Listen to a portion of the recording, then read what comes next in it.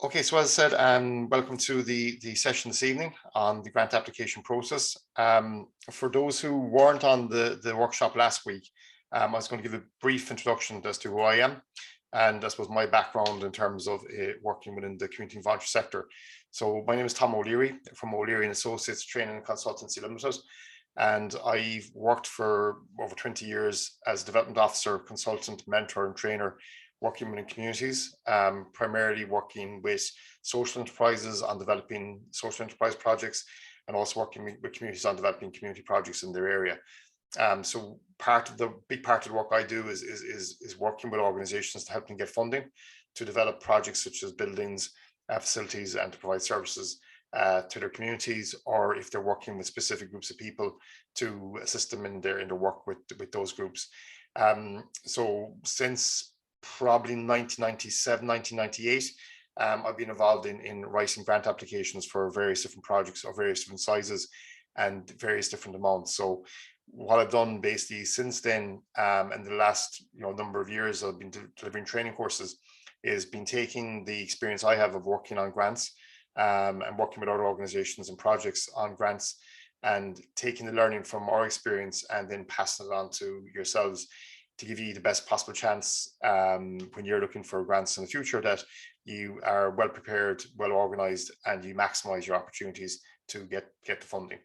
So the workshop this evening is going to be looking at the process that I would follow in terms of identifying what grants are available for projects for my clients, and then in terms of the preparatory work that they will need to do to be ready for grants. So a lot of organizations out there maximize the amount of grants they get every year because they're well organized. They have everything in place in relation to what's being sought by the funding agency. They get everything in time because they have everything in place and they're well organized. But also they can back the project up and the application up with a fairly detailed, concise kind of rationale as to why they should be getting funding in the first place. So whereas other organizations then rush applications through, they have nothing really to back up their cause or their the reasons to why they should get funding.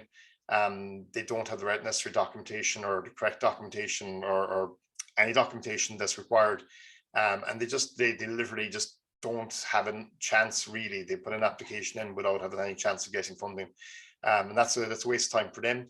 And it's also a waste of time for the people that are assessing the applications. So the key kind of rule I have with grant applications is that you put your best foot forward. You give the grant application the best chance it possibly could have of getting approved. And you also keep on the good side of the organizations that are doing the assessment and funding, because they get very frustrated when organizations just kind of rush applications in and don't take time because it's wasting everyone's time. So it's important that every organization takes the time to kind of research and plan ahead when it comes to grant applications. And that's what we're going to be focused on this evening. And I suppose taking some of the things I've learned over the years in relation to being better prepared when it comes to preparing grants, because we do this kind of professionally for organizations, we can't guarantee funding, but we need to try to guarantee that they'll have the best possible chance of getting that funding. So we spend a lot of time on working on the applications with them. So the types of grant aid, and again, we covered this briefly last week, but just go back over it. So there's a couple of types of grants. There's specific grant aid, which will be for one-off projects, capital projects, or for equipment or services or whatever it might be out there that you're trying to develop. And they will come up, throughout the year, random dates. There's no set dates or timelines for these things. They're announced by government. There's a window of an opportunity available to apply for them, and then they move on to the next project or the next grant source. So it's important that you're keeping your ear to the ground in relation to what funds are available and when they're available, so you don't miss any opportunities. Most of those specific grants or one-off grants don't cover operational costs, so they won't cover like rent, rates, staffing costs, or like utility costs or anything like that. They'll only cover like one-off capital projects or one-off services or pilot projects. And then you have some organizations who will be able to apply for annual grants, so they get grant aided annually to cover their operational costs, and that might be Section 38, Section 39 grants available through HSC, maybe community support fund, grant aid available through Pobble, and also then TUSLA grants that will be available for, say, childcare organisations and for family resource centres. So they'd be based on applying each year for funding based on an action plan or work plan or a business plan, and then obviously review and report on the previous year's work that they would have completed. And again, some groups are completely reliant on that, which is a dangerous thing, because grants do tend to get reduced, or funding gets cut, or gets cut back, or in some cases funding gets cut completely. And if an organization is completely reliant on that grant aid, once that's removed or reduced at any kind of rate at all, very often the organization just collapses, and the projects and the services that they provide can no longer be provided. So the one thing I would say to you this evening is, obviously with grant aid, and that's our focus of the work this evening, is very, very important. No organization should be completely reliant on grants as their only source of funds, because you are at the mercy of decision makers, you are at the mercy of government policy, and even if grants are being made available, sometimes there's some deadline or some delays in grants being announced or grants being awarded, that you just cannot rely on it as your only source of income to keep your operations going. So just bear that in mind when you're writing these applications. So the basic steps that we would follow is research what grants are available for your type of project. It's very important that that's focused on the type of project that you're looking at. Some people, again, just literally will go after every single grant that's out there, whether it's relevant to them or not. That's just a waste of time for ye, and again, as I said, for the funders. Some people are actually successful in getting grants that they're not really kind of, I suppose, not eligible for. They might be eligible for them, but they might be relevant to what they're doing. And that causes problems then, because it just adds another layer of bureaucracy onto what's already fairly bureaucratic kind of structure within your organizations. It also creates a layer of additional funding you have to come up with to match the grant. And then once the grant is spent, you normally have a situation where you've got a legacy of that project that's been created with grants that now has to be sustained every year without grant aid. So again, we would often stop organizations, not stop them, but maybe advise them going for a grant mightn't be in their best interest, which doesn't sound kind of practical, but when you think about some things that people apply for, sometimes it's better off not applying for certain grants for certain projects, because they can't be sustained afterwards. So there's no point in starting something you can't continue. There's no point in getting grant for something, developing it, and then realizing 12 months later that I can't keep this thing going. Know the deadlines and criteria. Again, in fairness to the government departments and funders, they are getting a lot better, and seriously a lot better from many years ago, where now once a grant has been announced, they normally provide you with a lot of information on the background to the grant, fairly detailed criteria in terms of conditions. And in most cases, for the larger applications particularly, they will do a series of webinars or seminars on how to actually complete the grant and what the grant is about. And the reason they do that is because the more information they can give an organization, the better quality of grants that are grant applications are going through. And that's really important. So they're not going to be assessing kind of rubbish applications and going through really, really bad standard applications, because that's just soul destroying if you're working in that sector or working in those agencies assessing these applications. So they want to make sure that the quality of applications coming in are of a very high standard. So they will provide a lot of support for the organizations writing those applications, which is a good thing. Some groups tend to ignore it for some reason, but if they do, then the chance of getting funding will be very, very slim. You need to have the consultation needs analysis done. If you're looking for funding for a project, you have to show what that project is. You have to explain why you need the money for the project, what the impact of the project will be, and that it represents value for money. Now, value for money, you might think, well, how do you define value for money? The value for money that we look at is based on, if I'm looking at a project that I'm working on, let's say here in North Kerry, and it's maybe for a small village, and I'm putting an application in with a group, that's going to be assessed and compared to maybe another application coming in from a larger area, maybe a town, that's going to have more impacts in terms of the numbers of people it benefits. Doesn't mean that one project is better than the other, but they will look from the point of view, well, the impact of this project is going to be greater than the other project, just purely because of the population size, or because of the fact that they've shown a greater need.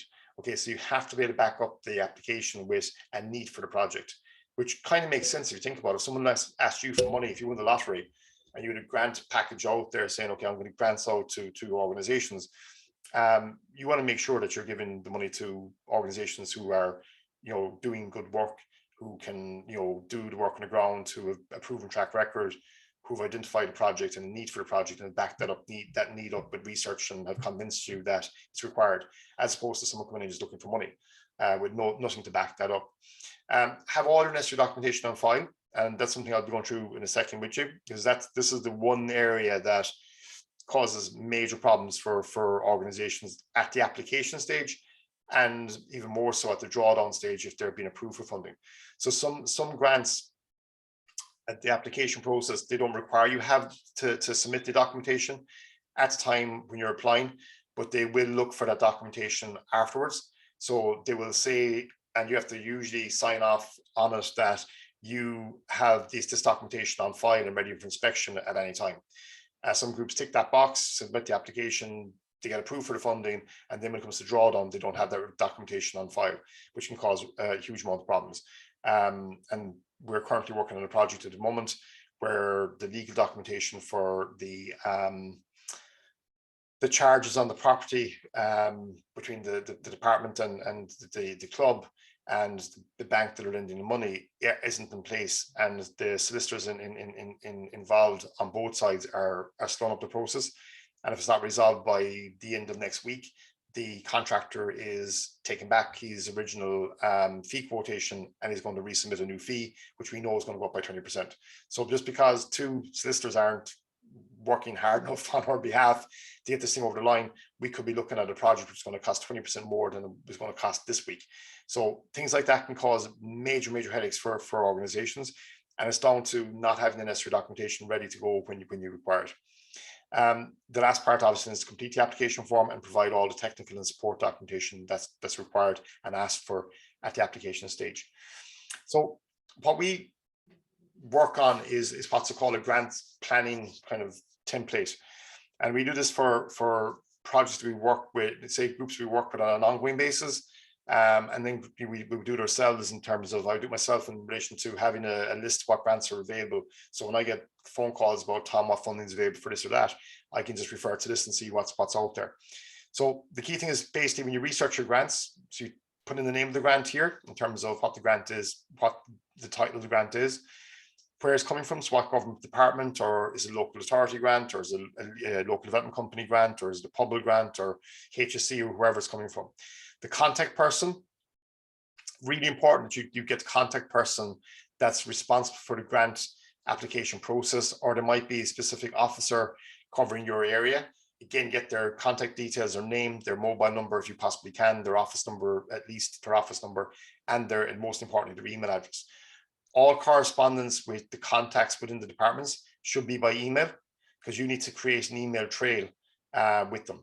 So if you ask a question or you look for advice on the application and they email you back specific details on it, and if those details happen to be incorrect, you then have an email trail saying, look, we asked a question back in May 2022 in relation to a specific aspect of the grant. We were advised to do X, Y, and Z, and it turned out that X, Y, and Z was incorrect.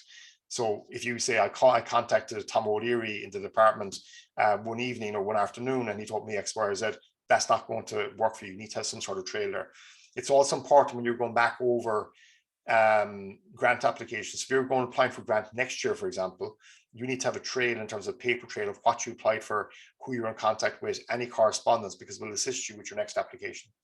So then we would decide, and I say I'm talking collectively. So in your case, you'd be deciding on, okay, what project are we applying for? What's the grant going to go towards? So most of you in organizations will have a number of different projects on the go, whether it be ongoing projects or new projects. And you need to decide on, okay, what grant is going to go towards what project. That's very important in relation to when it comes to funding, because you might be looking at multiple funding sources and multiple grant sources. And you've got to be careful that you're not applying for the same thing, to the same, looking at maybe, let's say, for exchequer funding through the government for the same project, right? So if you're applying, let's say, for funding for a building project or a piece of equipment or something like that, and you're applying for a number of grants for the same thing, that's going to cause issues for you.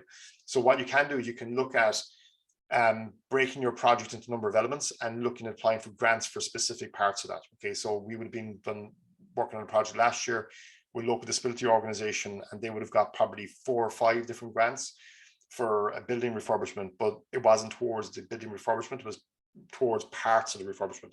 Someone towards a fit out of a kitchen, someone towards flooring, someone towards grant went towards IT equipment, and another grant went towards I think it was signage or something in the building itself. So they just basically broke down the project into categories and then went after grants for specific projects. Write down the application deadline, and also mark that into your diary, and mark in your diary probably 4 weeks out in terms of when the deadline's due. So let's say the deadline is maybe the 1st of July, you want to be putting that in your diary pretty much around now. So it's in your, you'd be putting in your diary, I need to work on this application from next week onwards. The deadline is the 1st of July. What's required? So again, look at the criteria, look at what they will look for in the application, at the application stage, what documentation is required, and start gathering that documentation. Okay, then start looking at the actions. So what you need to gather, what you need to put together for the application, things like quotations, for example. You might need 3 quotations, you might need to go to tender, you might need just maybe a bit of quantities from a quantity surveyor or whatever it might be. Okay, and then you start assigning people to be responsible for gathering that information. Some organizations have maybe an administrator or a project coordinator or project manager who will do all this and be responsible for it. Other say voluntary organizations who don't have any paid staff might have a fundraising team or committee or finance committee, and they will just basically assign different people to different things. So in my own, on a voluntary capacity, I'm working with a local club here that my kids play with, and my role is to work on grants and loan applications, and then the other members of the team will be responsible for fundraising, getting sponsors. So we'd all have our own role to play and getting the work done, and just speeds up the whole process. So again, you set a deadline then as to what information needs to be in at what time. It's a very, very simple template, but this template is worth its weight in gold, literally, if it's done right, because it keeps it very, very organized in terms of when you're applying for your grants, treat it as a project. It's like your project management tool as such, but it will help you get the application done in time, complete, at a very high level. It also reduces an awful lot of stress as well, because if you don't plan it properly, you are going to run up to the deadline and you are going to be running around, racing around, trying to get stuff together, and that's the stressful. If we're working on any grant application with a client, we send them this template, and we start to assign people, and then we keep on after those people to get this information back to us within a certain time frame. So the first point then is to look at the grant information in terms of how can you find out about grants, where is information on grants available, when will I be made aware of announcements. And there's 3 main sources that we would use. So in your case, and obviously in terms of the PPN in Cork, have a very good website. They have a resource page on that website and newsletters on that website, and that would have information on grants that are coming up, and as they are announced. Okay, so the current one has the information on the Community Centre Investment Fund. Funding Point is a database, a subscription database for information on grants that are coming up and other sources of funds as well. So things like donations, philanthropy, charitable trusts, that sort of thing. I think it's about 140, 150 for the year. It's not that expensive, but it's worth signing up to it, because you get regular updates on what's available. Active Link is another site that we would use as well, in relation to updates on grants and funds that are available in the sector. And then the government have produced a funding calendar for projects that are funded under our Rural Future, which is the rural development policies. And again, that has links there to the various different funds that are available. It gives details on the open date and the closing date for those applications. So there's a lot of information out there. Most is freely available. And also what we do is we would contact the departments that are relevant to the project and get on their mailing list as well. So when they announce, and they have to announce it publicly when a grant is open or when an application process is open, or it'd be announced by minister normally. If there are large grants, there's normally a bit of kind of fanfare with it and a bit of a larger public announcement. we would get updated by the department when those applications are announced. So we get a copy of the press release, so we would know when they're happening. And all we do is put that into our template here once we find out about it.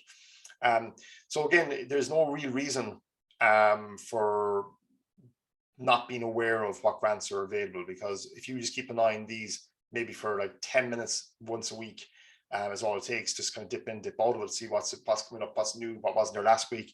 And they don't change that regularly, so it's not like you're going to be getting updates every 5 minutes on these things. You'll be aware of what grants are available. They might be relevant to you, they might be relevant to you. There's nothing more frustrating when you find out that there was a grant that was available and the deadline was last Friday and you missed it, and you had a project that's like primed, ready for it, and you missed that deadline. You're now talking about maybe at best 12 months before you can actually apply again.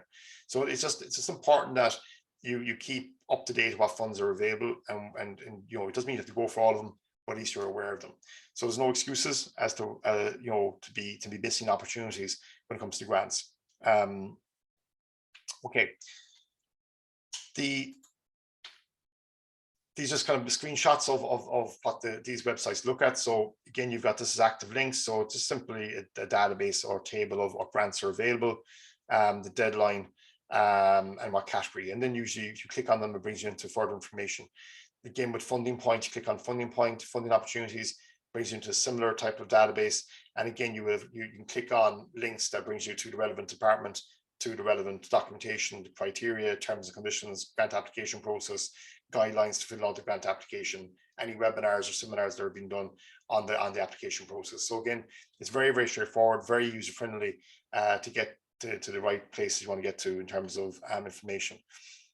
Some sample grants that would be, again, just give an idea of what's out there, and these would be kind of coming up at various times of the year. So leader funding, I suppose, which is always kind of mainstay and kind of go to for not-for-profit organizations. Leader program finished in 2020. So it's in a kind of current kind of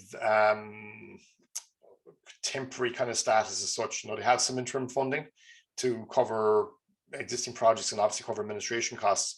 Some leader companies are getting additional funding and have got additional funding to maybe cover some new projects, but most are just have a kind of a waiting list of existing projects they need to fund. The new program for leader, we're hoping, I say we, the entire sector is hoping that will come on stream hopefully next year. There was delays last time, so there could be delays again. But when that comes back on stream again, then you're up to maximum funding again, which is 75% capital funding up to 250,000 euros and 90% feasibility study funding up to 25,000 euros. We're presuming that the criteria and the limits would be something similar to the previous program. So where there's nothing really major happening in this space for at the moment, because it's between programs. But when the new program kicks in, there will be substantial funding available. The rumor out there is that the new program will be very much focused on environmental projects and green projects. So again, just keeping that in mind if you've got environmental projects, or if you're looking to incorporate some sort of climate action objectives into your projects. The next one is Town and Village Renewal Scheme. Again, that would be administered through Cork County Council. The Outdoor Recreation Infrastructure Scheme, again, would be Cork County Council in your case, so that's administered through local authorities. Your Rural Regeneration Development Fund and Urban Regeneration Development Fund are your large-scale capital funding for large-scale projects, over 500,000 projects, up to multiple millions of euros projects. Again, they're administered by either, in your case, Cork County Council or the local authority, a development company. So one of the development companies in Cork, Udros na Gaeltachta, the OPW can apply as well for them. So it has to be through a state funded body in terms of the applicant group, but they would then partner with a community group. There's two categories there. Category 2 is for projects that are at pre-development stage, so a kind of idea stage where you might need to do some analysis and development, some feasibility analysis, some planning work, design work to get it to a point where it's ready for a planning application. And then category 1 projects are projects that are shovel ready, that would have planning in place and are ready to actually start. The deadline for category 1 was actually on April 29th, so in a couple of weeks ago. And category 2, I think, is coming up in the summer, and they're going to open up projects for category 2. Community enhancement program, again, administered through Cork County Council, Community Support Fund, through Cork County Council. These are for smaller scale projects, for community projects, facilities in local areas and local communities.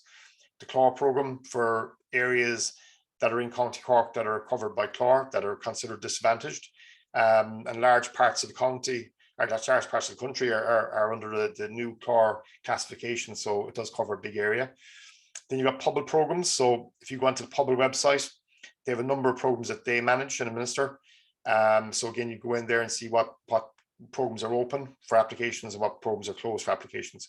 Community Foundation grants, same there. They have a list of type of grants that they would support or that they administer. And again, they would have the opening dates and closing dates on those. Rethink Ireland, again, same thing, would have a range of grant supports. And again, they announce when those grants are open and closed.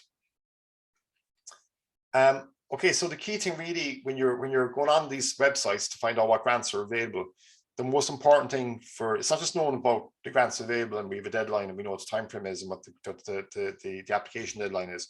There's a lot more to research than that. And it's really important that if you want to put a good application together, that you can delve further into the actual application and the reason behind the grant. Okay, so grants don't just appear out of nowhere. They don't, government doesn't decide one day, look, we'll make this fund available for the sake of it. The funding is made available by government departments or administered through the likes of Pobal or whoever it might be, is usually backed by some policy document. Okay, so if you look at, say, the Rural Regeneration Fund or the Town and Village Renewal Scheme or the Outdoor Recreation Scheme or any of those schemes, they're all tied to the Rural Future National Development Policy. So Rural Development Policy. So the policy is written by government, so they have a strategy or policy in place in terms of revitalizing rural areas, and then they will assign a number of funds towards that work. So if they're trying to promote outdoor recreation, they created the Outdoor Recreation Infrastructure Scheme. So it's linked back to that policy. And that's really important, because if you know it's linked back to an actual policy document or to local strategy or regional strategy or national strategy, you can then use that in your application by simply saying that the project we're developing here in County Cork is aligned to the policies outlined in our Rural Future, the National Development Plan, Cork County Council County Development Plan,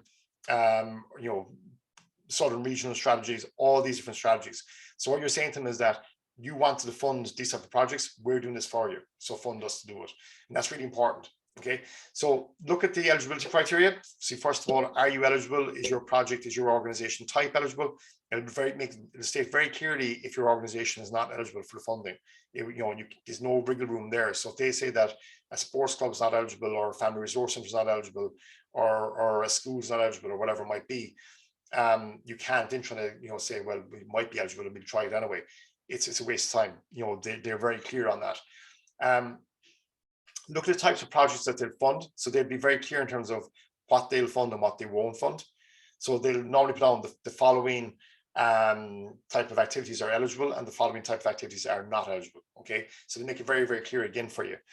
The aim of the grant, that goes back to where this grant originated from. So if the grant originated from a national policy or regional policy or local policy, then you go back to see, okay, well, are the aims of this grant, are they similar to the aims of our project, the aims of our organization? Okay, really important. So you have to make sure that you kind of mirror the aims of the grant itself, or the aims of the department, or the aims of the funding organization that's going to be given the grants. The application process, again, look at what the application process is. Is it an online application? Is it a fully online application where it's an actual portal that you have to go on to and register for? Or is it an email application, or is it a hard copy application? Most applications now are online, and most are going down the road of an online portal. So there's a specific portal that's linked to the department where people would submit their applications. That catches a lot of people out, because sometimes there's a deadline for the registration as well. So the registration deadline might be before the grant deadline. So you might have to, like, for example, sports capital funding, they have a portal called Oscar. It's on the sports department's website, or Department of Sports website. And Oscar is the online portal for all things to do with sports capital funding and sports capital applications. For any new club or organization that hasn't applied for sports capital funding before, they have to register as a new group on Oscar, and that deadline is in advance of the funding deadline. So I'm aware of a number of clubs who missed the registration deadline, and because they weren't actually eligible to apply for the fund because they weren't registered on time on the portal. So it's really important that you look at all the conditions of the application process. Terms and conditions, again, they make it very, very clear, and they really spell it out as to what you can and what you can't be doing, what they'll accept, what they won't accept. Look at the amounts that can be applied for. They normally tell what the maximum funds are available. So there's one fund out at the moment that you're probably familiar with, which is the Community Centre Investment Fund. And everyone's thinking this is fantastic. It's going to be the next best thing. It's going to be the lifeline for all the community centres. The maximum grant is €300,000, which is a lot of money. But there's only 16 projects. That's 16 projects nationally that will get that €300,000. That's tiny. I'm aware of, in my own area, which is a small area in North Kerry, I'm aware of 7 organisations who want to apply for €300,000. So within a 20-kilometre radius, I'm aware of 7, and they're only going to fund 16 nationally. The smaller grant, which is €100,000, the medium-sized grant, which is €100,000, they're only going to fund 31 of those projects nationally. Okay, so it's very, very, it's a very, very small pot of money when they're only going to give out 31 projects that money. And then the smaller one, which is up to €20,000, I'm not sure what the limit on that is, but a lot of people are thinking this is great. We can apply for €300,000. We can get our roof fixed, we can get our flooring fixed, we can get all our energy solutions sorted out, and everyone's delighted with it. And then they look at small print, and small print says 16 projects only. So it means that you got a very, very, very, very small chance of getting a project through. So the amounts that can be applied for, look what the maximum amount is and what the minimum amount is. If you're going in for a project that's really, really big, you got a large scale project you want to develop, and the maximum grant is, let's say, €10,000, but you need like €500,000, there is no point applying for that, because you won't be able to use it for anything in terms of the project, because your project is like, you're looking to buy a house that's costing, or build a house costing €400,000, and the maximum mortgage you get is €100,000. It just doesn't make sense. So if the amount you're looking for is substantial and the amount of grant is minimal, then there's no point in putting an application in for that project. Apply for another project, but not that specific project. Timelines, again, they make it very clear as to when the application deadlines are. This is an interesting one, because a lot of people look at the date of the application deadline, but they forget to look at the time. Okay, some government departments, I'm not sure if they do it because they're cynical or because they're clever or just do it for the sake of it. They'll have the deadline at noon on the day of so let's say the deadline is the 29th of May, right, for example. And everyone's thinking, let's close business 29th of May. We have to 5 o'clock on 29th of May to get the application in. In some cases, they put a deadline at noon, so 12 o'clock, noon on that date. And then some people go into apply, submit the application as if it's all ready to go, and they wait till like last minute to submit it, and they submit it maybe 3 o'clock, and they go onto the website or the portal, and the portal is closed because the deadline was 12 o'clock. So again, just make sure you read every aspect of it.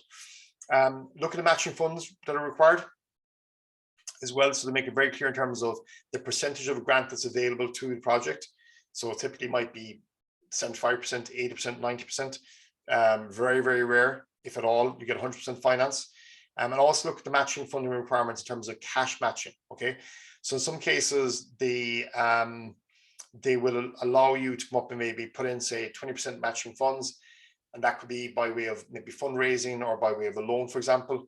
But in some situations, you have to have a minimum of 5% cash matching, and that cash has to be in the account. So you have to submit your bank statement showing that 5% is actually in the bank account, ready to go.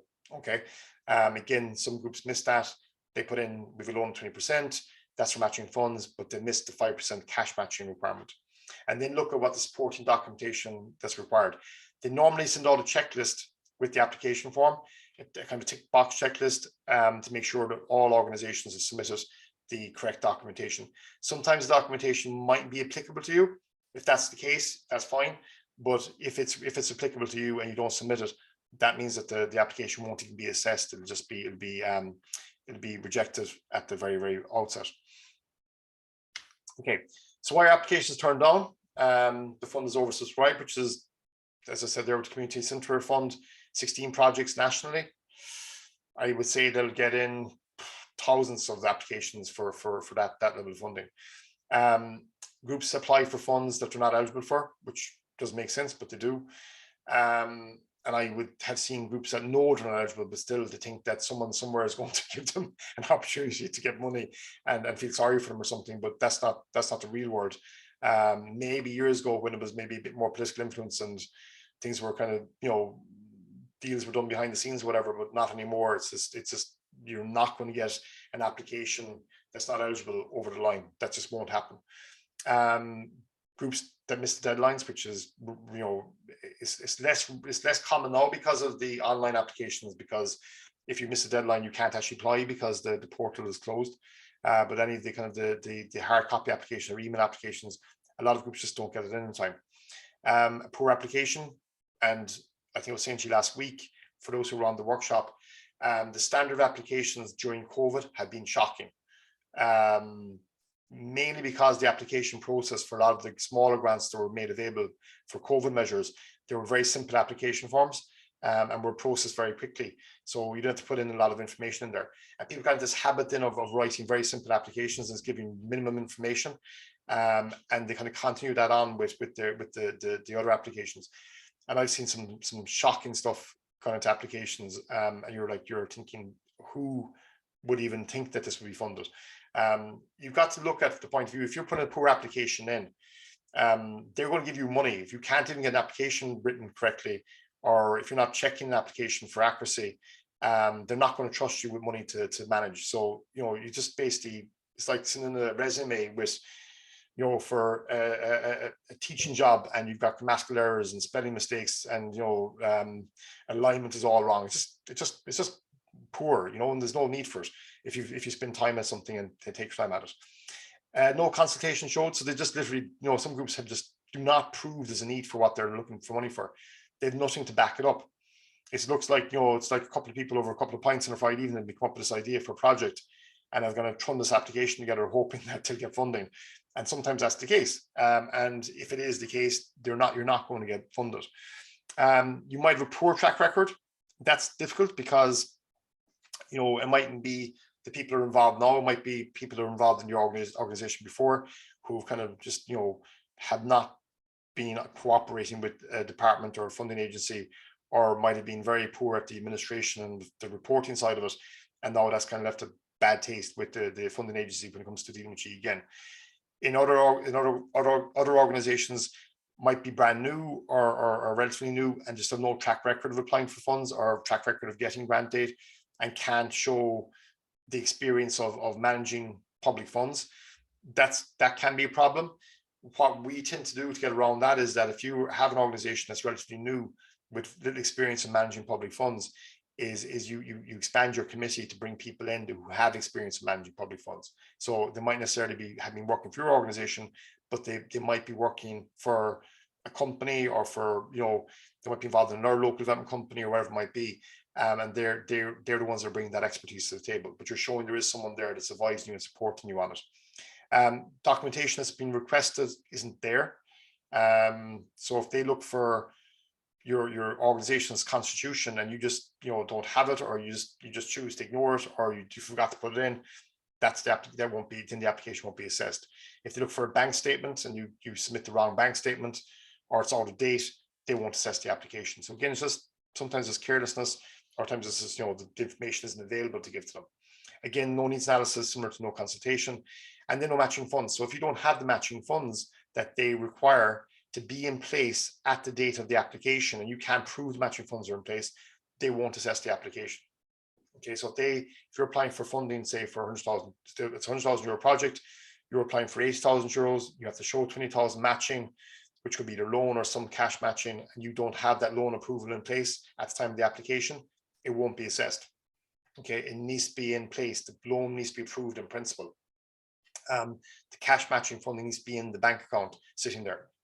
Okay, they will look for 3 months bank statements normally as well. So if they saw that a lodgement of the 5% cash was made the day before the application, they'll know that you just put that money in to tick a box, and they know that that money will be taken back out probably the day after the application has gone in. So they want to see where that money came from over the 3 months. Okay, some people do that and they say, look, we transfer this money from our fundraising account into our current account, and it's sitting there. That would probably do as an excuse, but others don't. They just literally do a collection the day before, submit the money, and lodge the money into the account, get a bank statement printed, then submit it. That's why they look for 3-month statements rather than just an up-to-date statement. So the reason why applications turned on. So I'll give you a sample scoring sheet as to how some grants are scored. This is Leader application grant. This is how they scored. So with Leader, what's happened there?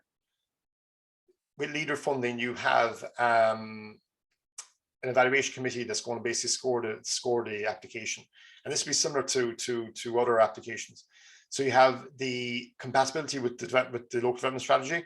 So in other grants, it'll be how's this project compatible with other projects, or sorry, with strategy. So if it's a rural development type grant, so like the outdoor recreation scheme, for example, they'll say, is it compatible with the national policy and strategy? Okay. Innovation is the project innovative.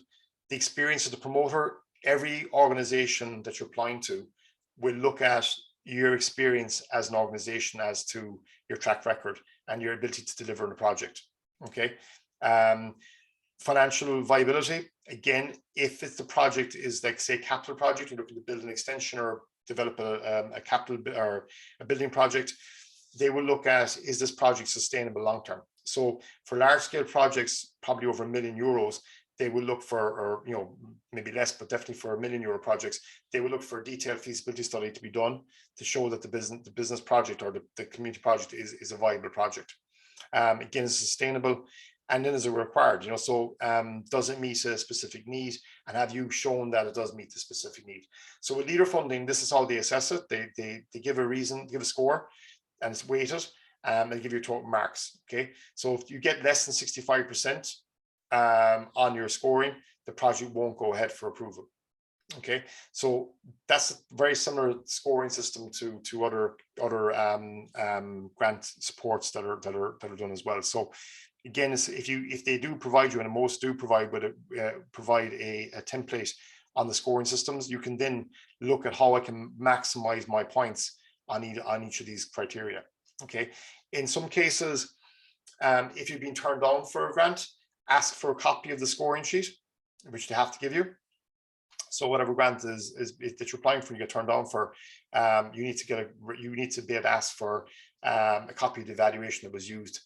Not so you can beat them with us down the line, but that you can look at, okay, where do we score poorly and how do we improve on that next time around? Okay, because you have to learn from your mistakes. You have to learn from the applications that weren't successful.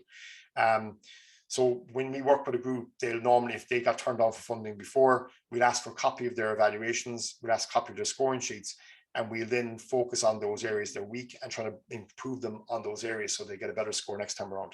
We also make it very clear to the department that we're looking for a copy of the scoring sheet so we can improve on our application next time around.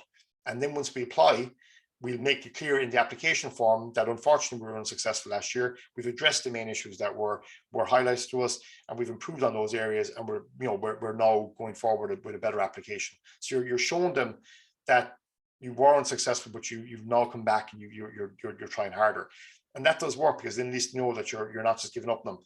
Do not, whatever you do, go back and start making accusations or giving out or roaring and shouting or sending emails or whatever, or looking for political influence on it and getting politicians to make inquiries or give out on your behalf, because these are human beings, and they remember those organizations who weren't very pleasant to them in terms of afterwards. So just bear that in mind. Not saying that they'll bear a grudge or they'll hold it against you, but I kind of am saying that it is, if you kind of keep these people on your side, it does help you long term. If you go against them, it's not going to help you long term, which is human nature.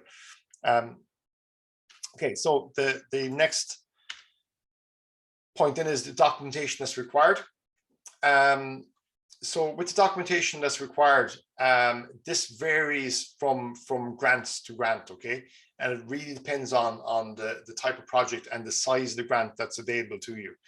So the higher the grant in terms of funding that's available, Normally the application process is a bit more stringent. There's a lot more to be completed in the application form, and they look for a lot more backup documentation. Okay, so what we encourage organizations to do, anyway, whether they're going for grants or not going for grants, is to put together some sort of reports or plans for their projects. Now, they don't have to be detailed, but they need to be, you know, completed.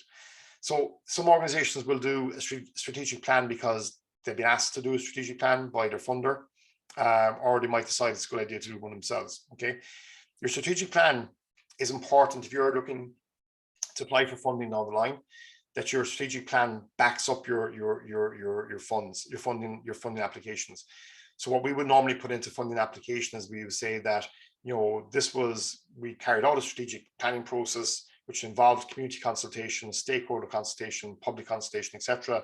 And out of that public consultation process, we've identified 5 priority areas within our community, and now we're going after funding for priority area 1.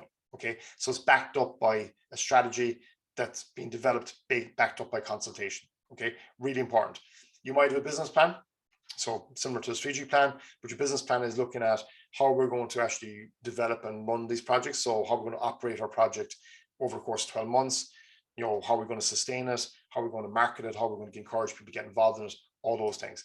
And then for the larger scale projects, they will request a feasibility study. And a feasibility study basically is where you're spending money on testing the viability of the project, to see, is it, you know, affordable, is it, you know, kind of viable, is it possible to get funding for the project, is it a project that you know, shouldn't go ahead because it's too costly, or you know, you can't justify the need, or you might say, look, well, yes, we can justify the need, but you know, financially we're going to have to match this with seriously debt finance, and we just won't be able to afford the debt long term. So therefore, we decided not to go ahead and proceed with the project.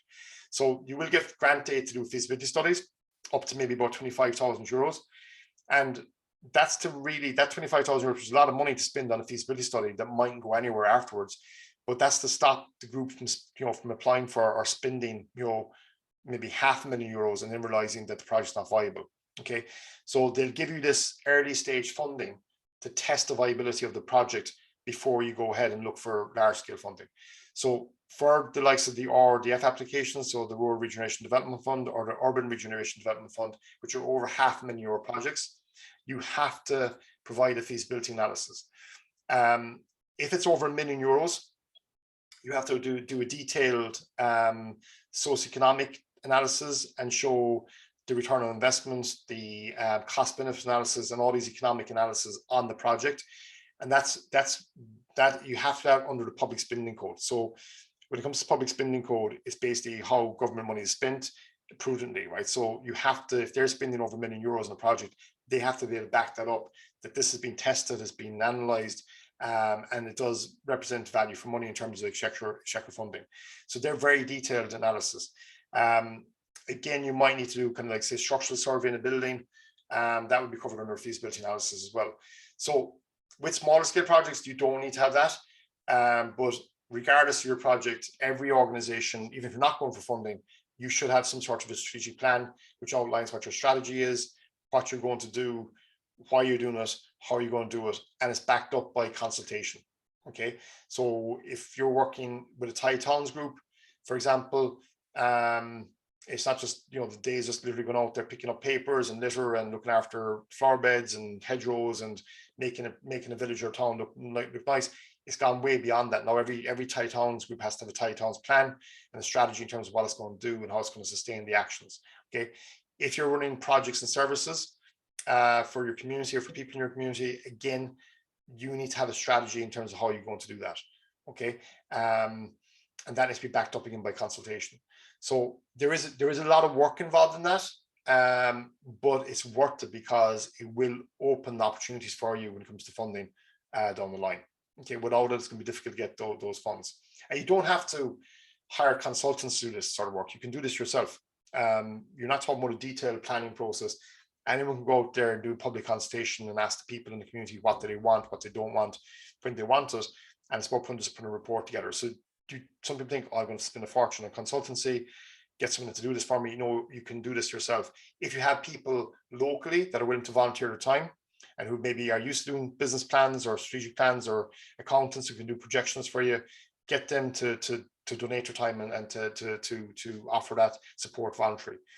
Again, what every organization should have is an annual report. So no matter what you're doing, how big or small your organization is, you should have an annual report which basically outlines what you've done and achieved in the past 12 months. What I would always recommend there is that you use a lot of images, testimonials, any publicity you got in the local press, include that also. Any sort of records you have in terms of data tracking on your social media platforms, so number of likes, number of people following you, number of people that access your website, all these things, record all that and put into your annual report. Any funding you got, any fundraising you achieved, everything that's positive, what you've done, put into the annual report. That would be looked for, and that's your track record. Okay, a lot of groups still literally write the annual report the day before the application deadline because they have to submit an annual report. You should have one anyway. It doesn't make sense if you don't have one. Annual accounts, if you've got a company, you're going to have company accounts that your accountant will do. If you're just a constituted group or an organization that doesn't have any legal status, you'd have things like what's maybe called like a treasurer's report or some sort of income and expenditure report. That's fine. You won't have annual accounts if you're not a company. They will accept things like treasurer's reports or income and expenditure reports. Ideally, again, I would always recommend you like a finance committee. And if you can get someone on that finance committee that has either an accountant or a bookkeeper that can stand over these things, or a financial administrator, they're not auditing them, but they know that there's oversight of these accounts and these treasurer's reports. It's important again to give them confidence that you're capable of managing funds. Okay. The other side then is your legal documentation. So if you've got a constituted group, you should have a constitution. If you've got charitable status, you will have a constitution that's been approved by the charities regulator. If you've got a company, so a company limited by guarantee, you'd have legal documentation, which is basically your memos and articles of association. Again, a lot of groups, that documentation is with their solicitors. You should have copies of those. Okay. If having hard copies are fine, but you need to digitize them. You need to scan them and have a digital copy. So ask your solicitor to send you a PDF version or digital version of any legal documentation. The same with leases or anything that any legal documentation you have, having hard copy versions of it. If it's an online application, is no good. You need to have a digital copy that you can submit online. Okay, so get PDFs of all that documentation. If they don't have them, which they should have, then it means you need to scan the hard copies and save them as a PDF document. Okay, really important. Again, people last minute, they realize they don't have a digital copy of their memos and articles of association. They don't have a scanner. They have no way of submitting it, and they've lost out on a deadline because they weren't aware that this information had to be sent electronically. Quotations, if they'll make it very clear in the terms and conditions what they'll look for in terms of quotations. How many quotes you need. Typically it might be, if it's over 5,000 euros and between 5 and 25,000 euros, 3 quotations will be required. Again, important that those quotations should be dated and signed. Okay, they might look for that, but it's good practice. Any quotation you get from any provider, supplier, tradesperson, whoever, should date the application the quotation and sign it. If it's submitted by email, keep a copy of the email that quotation was attached to. Okay, this is really important for leader funding, because the conditional leader funding that you have to have original documentation, but they will accept electronic documentation, but you have to show the actual copy of the email that documentation came in on, because you have to prove to them it came in before the application deadline. Okay, they won't accept a quotation that was maybe a year beforehand, or a quotation that's after the deadline. If it's over 25,000 euros, in some cases you're going to have to go to e-tenders and publicly procure the project through e-tenders, or in some cases they'll accept a bill of quantities or a professional costing from, let's say, a quantity surveyor or a qualified person. But then when it comes to the actual grant drawdown, it's at that point you have to go through the procurement process. Just be careful in terms of the deadlines around that. Typically, if there's a short window, they won't look for the public procurement to be done by the application stage because it would take too long. But certainly with most grant, they look for some level of quotations. Planning details, if it's a building project and if you require planning, make sure you submit the planning documentation, the planning approvals, the planning reference number. Some grants will look for planning to be in place. Other grants will say, look, your planning is being in place at the time you're drawing down the money.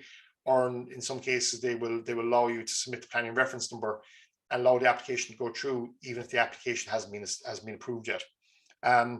Technical documents would be things like drawings, your bill of quantities, your surveys, your planning drawings, floor layouts, that kind of stuff.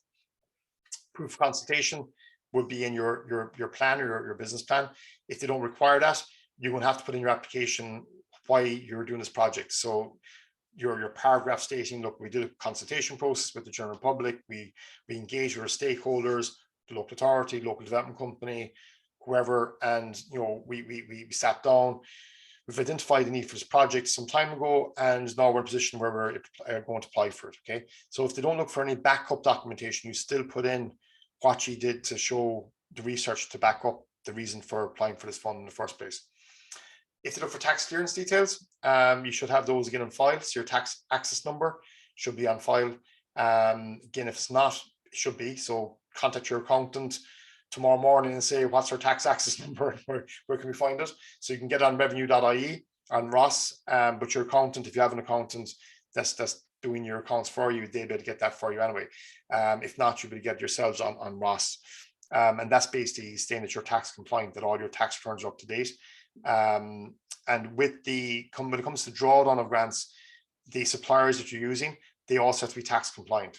Okay, it is worth at the quotation stage to include in the quotation, the brief for the quotation, that each supplier that you're seeking a quotation from should declare that they're tax compliant at the time of the quotation.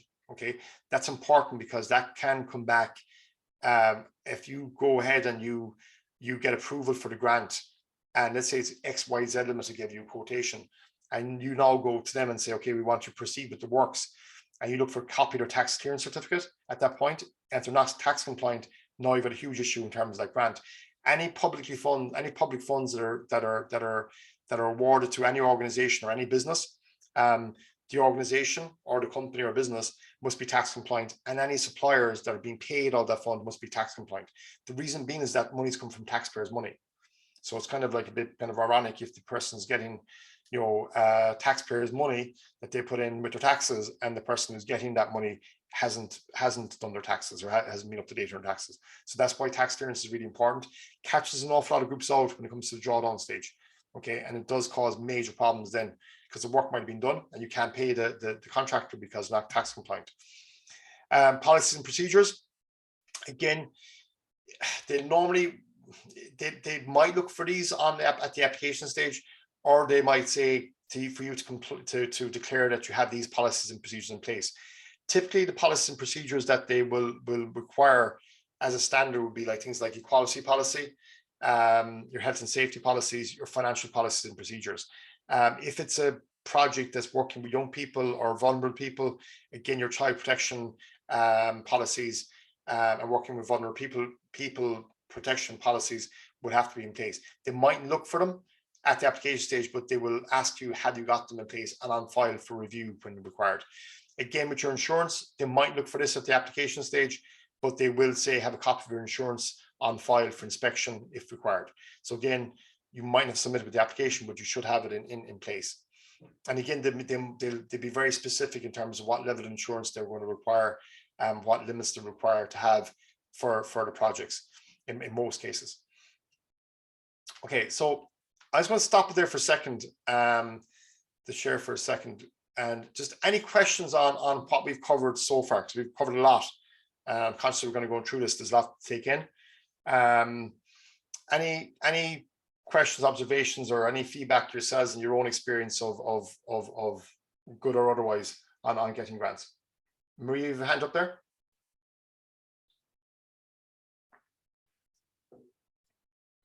Sorry, Maria, oh, sorry, your hand's up. Okay. Anyone? Gavin, yeah. You're just on mute there, Gavin. Yeah. Thank you. I've got a question which actually relates to last week's information, if you don't mind. Okay. Accountants, we know, help businesses get round rules legally. And I was just thinking about this question of getting a payback from the tax man if you donate over $250 a year to an organization. Yep. Recently, for example, an organization I'm involved in, a local friendship club, we had an annual outing and we were collecting €70 per person. And I was thinking, if I got 4 times 70 from 4 different people and they gave me the money, and then I gave it to the club, to the club's treasurer, as obviously 4 sevens, 280, which exceeds the 250, would that be acceptable? Or does this requirement, is it, do they require actual, detail of where the money's come from or who's actually come up with it in the first place? Yeah. I'm not trying to break the law. Let me hasten to add, of course. Okay, there's no one from revenue here, is there? Yeah, no, I suppose the key thing really, Gavin, is that in my take on this is that the person who's actually giving the donation to the organization is the person that is. So in your case, if you gave €280 to an organization, it's your PPS number. As far as revenue are concerned, it's you giving the money to the organization. Where there might be an issue is the people that are giving you the money directly. Okay, that's where, that they're aware that you're collecting this money on their behalf and then passing on to the organization. Okay, I don't think there's an issue in terms of, where you get the money from is irrelevant to revenue. Okay, but it is important, I suppose, that if 4 people are giving you money directly, that there's obviously trust there that you want to pass that money on. And it is passed on, so that you go back and say, okay, here's the proof I gave that money over. It's something you're supposed to have a chat with the accountant about to see if it's okay, but I don't see it being an issue. It's the more of the 4 people that are giving the money, that they're aware that this is the situation. Okay, thank you. Yeah, that they don't think that you're getting some sort of tax refund on it. You know what I mean? So that's made very clear to them what the process is. Okay. Thanks. Okay. The question there from Helen is: will all funding organizations give you the assessment criteria before you apply? Yeah, if they don't provide it, Helen, in their terms and conditions or their information about the grant, you can request it. Okay, so typically they will. They obviously have to use some sort of assessment criteria, so they should be able to provide that to you. Normally it is in with the information that they provide on their website and the criteria. As I said, if it's not available, you can request it. Okay, so Sakisa is asking a question, which is a good question, Sakisa. On the leader form, it says something about the potential level of dead weight. What does that mean? Is it important? Okay, so dead weight basically is more relevant to private leader projects. Okay, and that basically is where they might look at and it's also for community volunteer organizations. So let's say you're applying for funding, let's say for €50,000, right? And you submit your accounts, because you have to submit your accounts, and you have to submit your bank statements. And let's say your bank statement has reserves of, there's cash in your bank of €90,000, and you've got, unrestricted reserves on your balance sheet, on your accounts of maybe €400,000. They would then consider that dead weight, because they would say that you're in a position to actually fund this yourself. Why are you looking for us to fund it for you? So the way around that is, and a lot of organizations would have substantial reserves in their accounts, but those reserves might be, there might be or should be a reserves policy stating that those reserves are allocated towards future projects. So I'll give an example. We were involved in a project here in Kerry a number of years ago where a community centre had, I think it was nearly $500,000 in reserve in their account. Okay, over the years they built it up, and it was becoming a problem for them when they were seeking grants for different projects. But their accountant provided them with a reserves policy, which stated that the community centre in question had planning permission to build a large extension to their building, which was going to cost in around 1.2 million. and that €500,000 was being ring fenced towards the supporting the cost of that. Okay, so it's going to be used as matching for a mortgage on the project. So, but they had serious problems because people looking at their bank saying you've got $500,000 in reserve. That's what they call dead weight. So where you could fund this yourself because you got the means to do it, they were saying that there's no point in giving you the money when you got the funds yourself to do it. Okay, it's more of an issue really with private companies, private businesses, than so much with community volunteer organizations. But that's what dead weight means. Martina and Odin, yeah, the tendering process. Yeah, Martina, that's become a problem for a lot of organizations because there's not that many people out there that would do e-tendering because it's a bit of a pain, to be honest. I used to do it, I don't do it anymore. The reason I don't do it anymore is because it's too, I don't want to be responsible for making a mistake on an e-tendering process, which costs someone substantial levels of funding. Some accountants will do it, but again, I know it has become difficult for groups to find someone to do it. It's probably something that I might bring it back to the PPN and bring it back as well, maybe to some of the local development companies to see can they help groups, because it is becoming a problem for a lot of organizations, to see is there help there where there might be some organization or some company that will provide training on it or provide support on it or mentoring on it, or just do the e-tendering for the group. But yeah, it can be a problem because no one wants to take the chance that they're going to get it wrong. Now I know with some on construction projects, large scale construction projects, normally your design team or your engineers that you've contracted will do the tendering and the tender packs and all that for you. Okay, but as for the smaller scale projects is where the issue rises. Okay, but I don't have someone's name to give you tonight to see who do it, but it's something that I might discuss with Sandy and maybe discuss with some of the local development companies in Cork I do it as well, to see if they know of anyone out there that can support you. Okay, has anyone else any questions before we move on? No? Okay, good stuff. Let's go back to the share screen again here.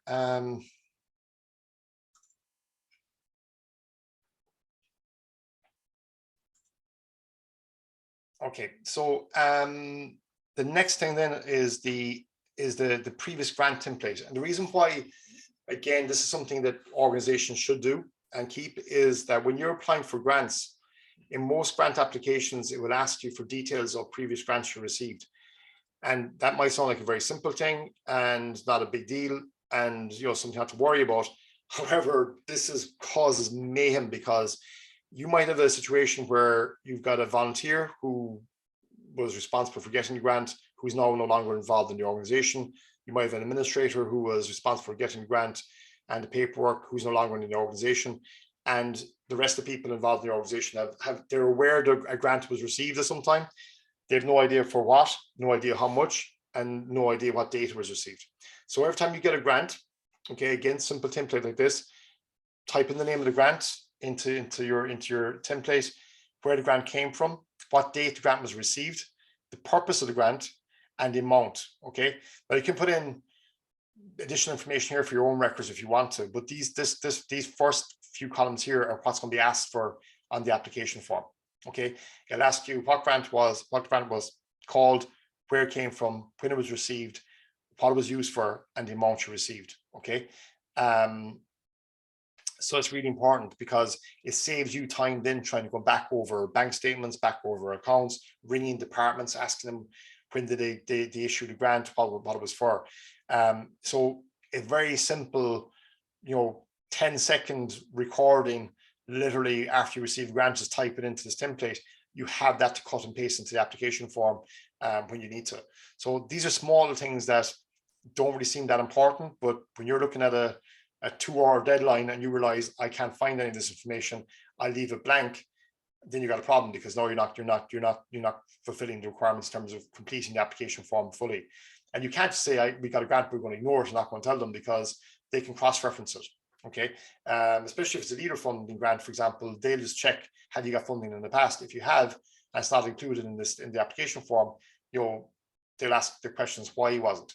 There is another situation as well with grants in terms of a thing called de minimis funding, which you might be familiar with. And this is a European I suppose, legislation, I suppose, really, or whatever the word is, but it's where if you receive more than, you can only receive up to 250,000 euros in a 3-year period, right? So Exchequer funding up to 250,000 euros in a 3-year period. Now there is rules around this. I'm not going to go into in detail because it can get kind of, there's a lot of legal kind of terminology, and there's a lot of it's a difficult one to figure out, and we normally would ask for an opinion on it from the department. But there is conditions, and there is organizations that or there is rules there that gets organizations out of the de minimis ruling. So there's certain projects that if you are meeting the criteria of certain types of projects, the de minimis ruling doesn't apply to you. Okay, where it normally catches groups out is where there is an element of trading involved. So if you're, let's say, a social enterprise and you're trading and receiving an income for the trade, so if you're like a community cafe or any sort of social enterprise that's operating commercial activity, that's where it comes in. So it's really kind of, it's under kind of competition law, I think, in Europe, that they don't allow one organization to be heavily subsidized with grant aid. But there is conditions there that normally gets a lot of organizations out of it, that if you're working, say, with projects that are supporting people with disabilities, for example, the de minimis funding doesn't apply to you. So there is exceptions to that rule, and it's available on the EU websites as well. But I'm not going to go into detail this evening because the EU legislation around grant aid can be fairly complex. But if de minimis funding is an issue for you, and it typically becomes an issue with leader funding, again, you'd be contacting your local leader company and asking them where you fit when it comes to de minimis funding. Some organizations would have received more than 250,000 euros over a 3-year period. A lot of organizations have. So again, you need to ask them, are we coming under the de minimis rule? If you are, it means you can't apply for more than 250. Or if you're, let's say, if you've drawn down 200,000 euros, you're only allowed then to apply for 50,000 euros because that brings you up to the 250 max. So I know my own company, my other company I'm involved with, we have a co-working space and a remote working space, and we're part of the Connected Hubs network nationally. We applied for funding under different grants over the last 2 years, and we come under de minimis, so because we're trading. So again, it's just be careful with it. Normally at the application stage, if it comes up as an issue on the application, you'd be making an inquiry with the funding organization to ask their opinion on it. Okay. But it's important that you get their opinion on it, again, in writing as well. Okay, so this is a very simple template to fill in when you receive grants. It's nothing to do with, you don't have to submit this with the application, but they will ask you in the application form for these details. So it's about having it on record that's available to you when you need it. So the needs analysis then is where, again, you have to show why you want. It doesn't matter what the project is for, how much money you're looking for. You have to be able to give the reason as to why they should give you the money as opposed to another organization. So what are you applying for? How did you identify the need for that project? What research have you done on the project? What would the impact of the project be? What will the project cause displacement?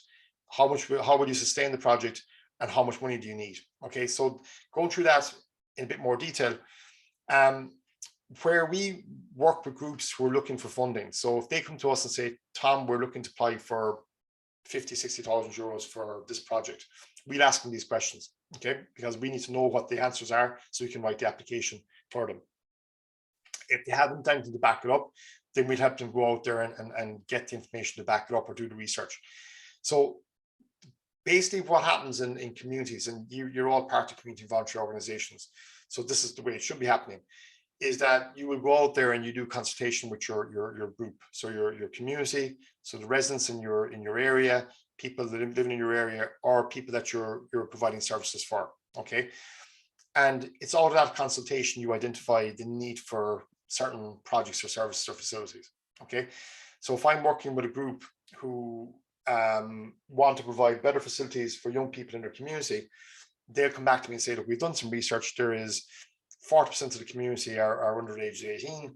There is no services available for them. There's no facilities available for them. Antisocial behavior is on the increase. We need to do something, and we need to do something fast. Okay. We will then use that as the rationale for this project. Then we look at national strategy in relation to supporting young people and providing service for young people and preventing antisocial behavior and supporting young people's mental health, etc., etc., etc. And we will then incorporate that into the project as well, into the application form as well. So we're not just backing it up at a local level saying there's a need there, we're saying it's been recognized nationally that there's need to do this sort of work. And we're helping achieve that by doing this work locally in our community. We might have groups coming to us, sports clubs, saying that they've done an analysis of their playing membership, and they've seen a huge dropout of girls getting involved in sport. Once they reach the age of 12, 13, they're not getting involved anymore. They're dropping out of their club, and they're not able to field a girls team or a ladies team. Okay, that's got huge implications for for the population of girls in the area if they're not getting involved in sport and physical activity. That's been recognized again at national level. Again, the group then will say, we're going to put in mentors, female coaching staff, support to local schools, girls' schools, additional dressing rooms, all this sort of stuff will win. So that's where you do the research. You find out what are the issues and what can we do that's going to solve these problems or issues or create better services and facilities. Okay. Now I'm going to be brutally honest with you. A lot of organizations will make that up. Okay. And they'll say they've done all this research, they'll say they've done all this analysis and consultation, and they'll just write all the nice flowery words and make it look like that they're a really good organization and everything's backed up with detailed analysis, and they get away with it. The problem is, once it comes into the drawdown of the grant, they draw down the grant to do the project or to implement the project, which is fine. The problem is, it was never needed. And they realize in about 12 months' time after the project is started, we can't sustain this anymore. We can't actually do it, okay? Or the impact that they said would be achieved out of it hasn't happened because there was never anything there in the first place, okay? So a lot of organizations think they're fairly clever. We'll make stuff up. We'll write a bit of fiction here. We'll make it look like it's really, really good. We'll say we're going to do all these wonderful things. They get the money and then they realize, we now can't really spend it because we're not doing what we said we're going to do. We didn't need it in the first place. And now we're in a spot of bother with the agency in terms of the funding agency. And that's really difficult because, and I was seeing this happen a lot over the years where groups just got funding for the sake of it and they never needed it. And that's really bad for two reasons. One is because they're now stuck with a project that they don't even need in their community. But more importantly, is they've taken that, say, 20,000 euros from another community who actually did need it.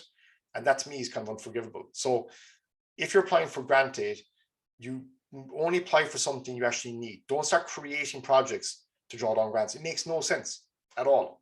You should only be looking for funding to do what you need to do, not to create something to get additional funding, because additional funding is only going to cover the new projects. It's not going to cover your existing operational costs. So some people think that if we get a grant for Windows, should we use that now to pay off or some of our debt because we need to pay off our debt and we have no money? No, you won't. You won't be able to pay off your debt. Now you got new Windows that you don't need. And you got to put in 20% matching funds, which creates more debt. So it doesn't make any sense. So again, just be careful with that you're not just going after projects for the sake of it and going after funding for the sake of it. The impact is important because you have to show what the impact is on your community or the people you're supporting. So we do look at three types of impact.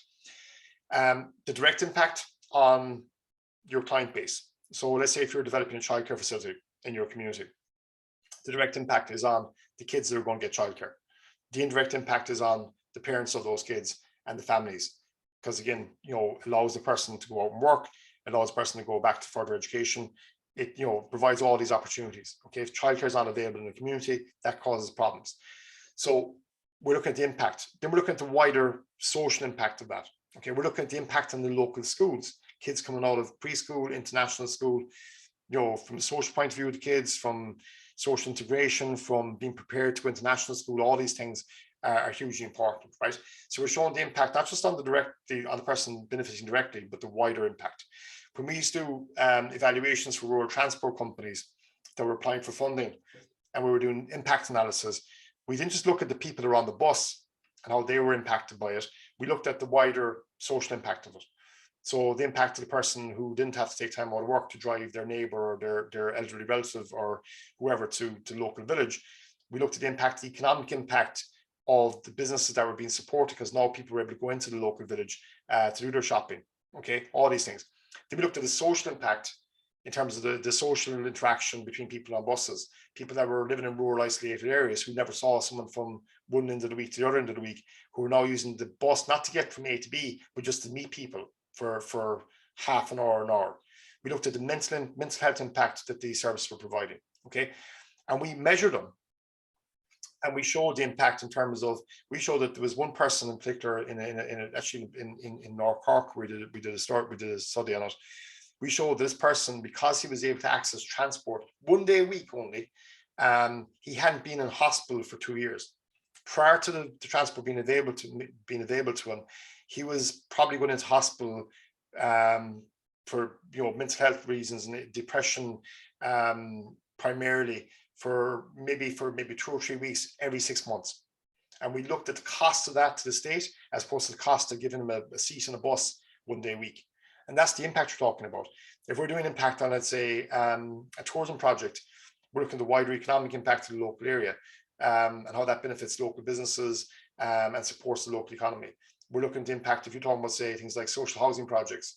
We're looking at things like, say, enterprise centres, how that creates opportunities for the local community and has a direct impact on them. So you show the impact. And the reason you're showing the impact is because you're saying to them is that, and I'm saying to them, the government, is that if you give us X amount of money in exchequer funding, we'll show you there's a huge return to the exchequer in terms of VAT returns, payroll taxes, based on economic impact. And that's really important. So, we can show that, and you can justify it because there's economic formula there to show the impact and direct impact of, let's say, every cent that's earned or euros earned by an employee in a community has direct impact on the local economy. So you're showing that. Will the project cause displacement? What I mean by displacement is that, let's say you're applying for funding for a project, and there's another organization literally down the road from you who's doing the exact same thing.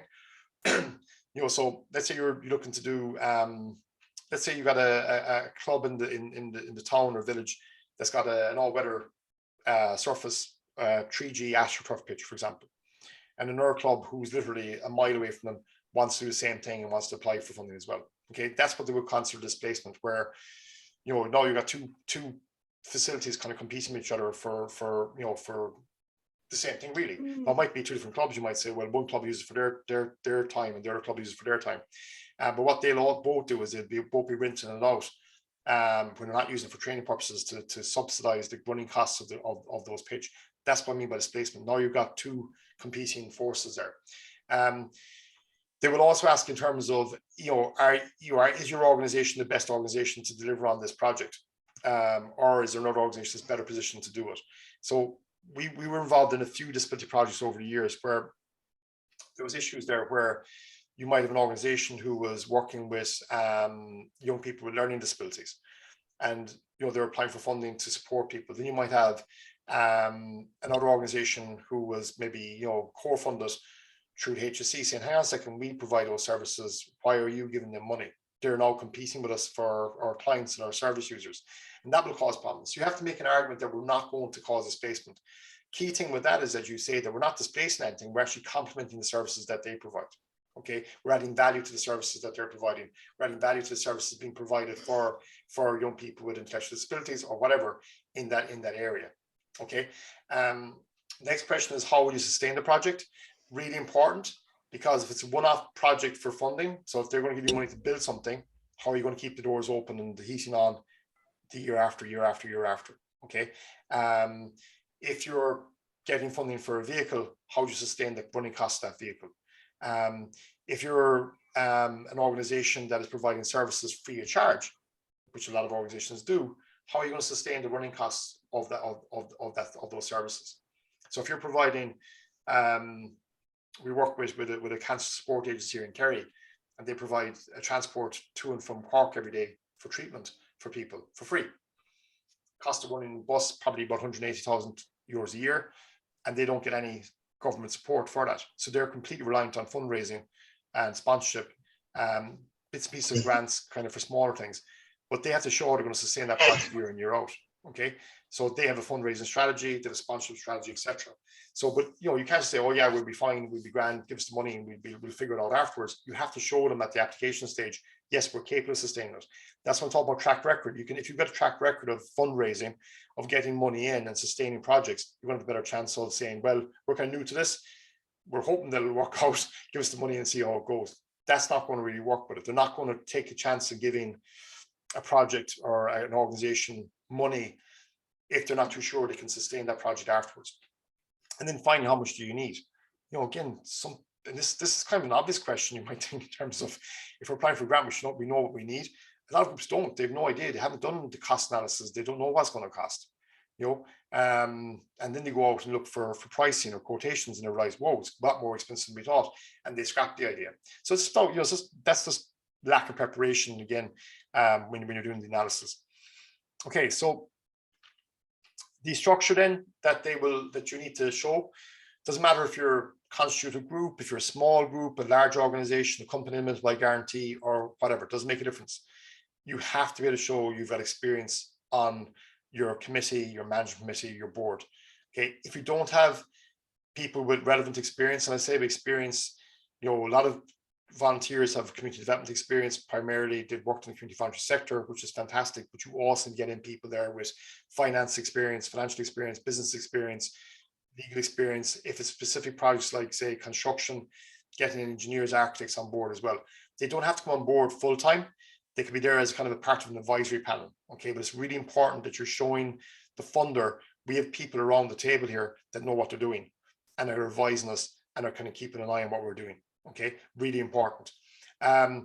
You've got a situation then where, as I said, track record, show random reports, show your historical timelines, what you've achieved over the years, successful projects you've been managing, all this sort of thing. Operation structure. Hello. All right, who was it? Who's like, someone say my name? I just said I'd remind you, not this weekend coming, but the weekend after. I'm away Friday, Saturday, Sunday. Sorry, whoever's that, can you just mute it, please? Right here, chair. Hmm? Is it you back on right here, chair? Oh, jeez. I don't really need it down below. Sorry about that.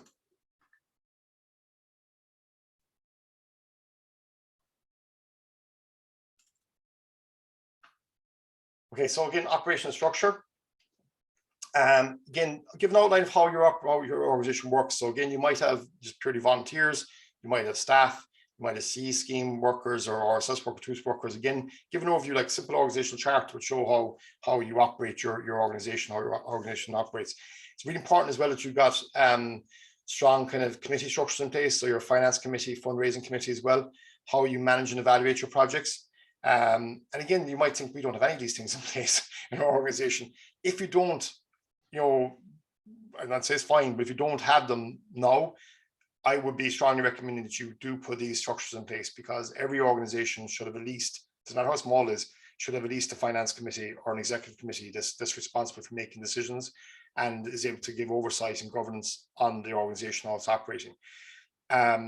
If you're applying for charitable status, or if you have charitable status, you'll be familiar with the governance code and what the charity regulator are expecting organizations to follow in terms of governance and transparency and best practice.